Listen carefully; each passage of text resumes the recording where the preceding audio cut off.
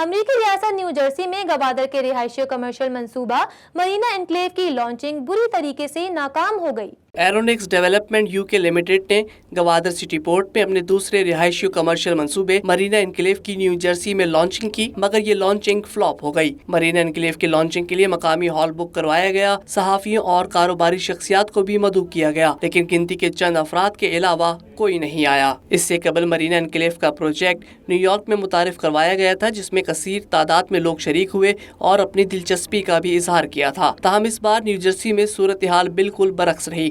Merina enclave project کے نمائندوں نے صحافیوں کو تو بریفنگ دی، لیکن شرکاء کی آمد کے منتظر ہی رہ گئے اور خالی کرسیاں منہ چڑھاتی رہیں۔ پروجیکٹ انتظامیہ کا کہنا ہے کہ گوادر سٹی پورٹ میں ایرونکس ڈیولپمنٹ یو کے لمیٹڈ کا پروجیکٹ مرینا انکلیو 3 سال میں مکمل ہوگا اور امریکہ کے دیگر شہروں میں بھی یہ منصوبہ متعارف کروانے کا ارادہ ہے۔ تاہم نیو جرسی میں پروجیکٹ کی فلاپ لانچنگ کے بعد اس کے مستقبل پر سوالات اٹھنے لگے ہیں۔